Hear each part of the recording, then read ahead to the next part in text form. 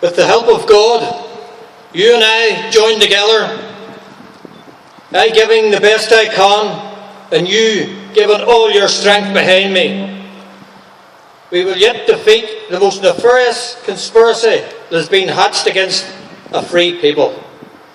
Unionist forces would succeed in defeating the nefarious conspiracy between the Liberal Party or the Liberal government and Nationalists. We fought this battle twice in a straightforward fight. We are going to fight it again, and we are going to win. We must be prepared in the morning of Home Rule is passed, ourselves to become responsible for the government of the province of Ulster. The visit that the blessed hierarchy of the 80 Club, whose members included in the category of people who were going about trying to find where Ireland is. If an Irish Parliament were established, probably one of its first educational acts would be to make us all try to speak the Irish language that none of them understand.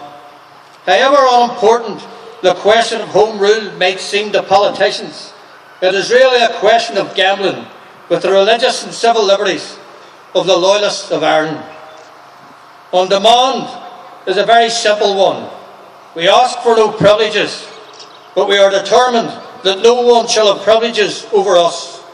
We ask for no special rights, but we claim the same rights from the same government as every other part of the United Kingdom. We ask for nothing more. We will take nothing less. It is our inalienable right as citizens of the British Empire, and heaven help the men who will try to make us from us.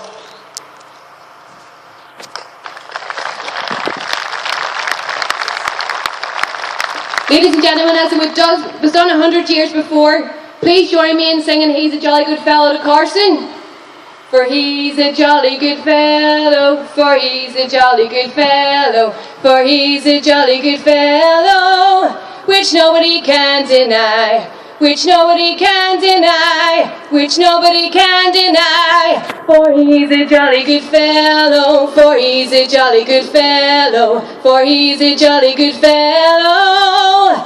And so say all of us. 3 cheers for the Ulster Volunteer Force. Hip hip! Hip hip! Hip hip!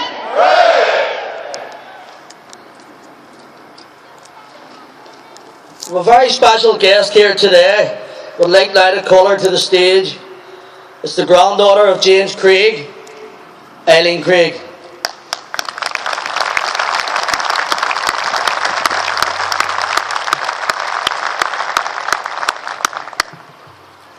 Ladies and gentlemen, I'd like to thank you for your very kind invitation to attend today's wonderful event.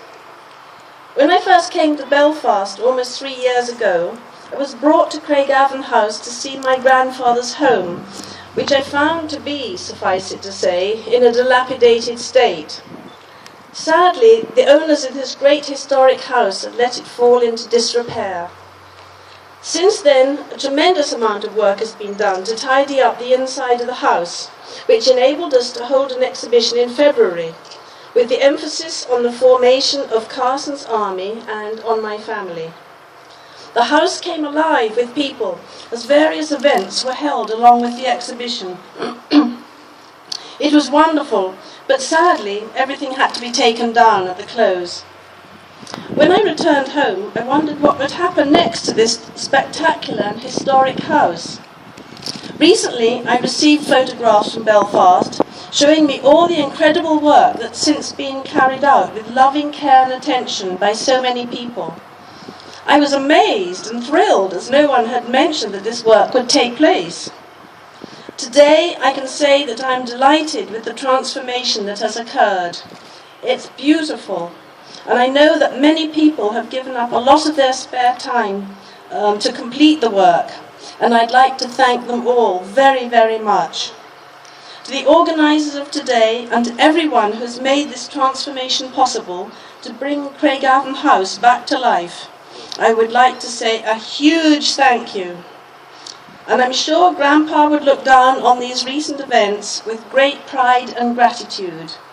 Thank you all, and I wish you all a very safe journey home.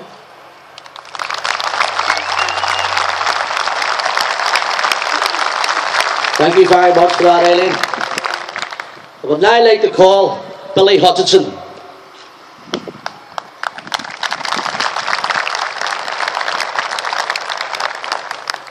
Firstly, I'd like to congratulate the organisers for the hard work and magnificent job restoring the hub of loyalism to its former glory. Be under no illusions, this in many ways is a physical home and the spiritual home of loyalism.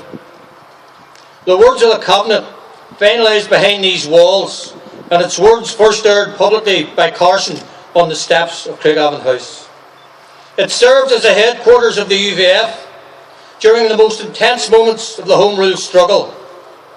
Logistically, details of Operation Lion hammered out in those rooms.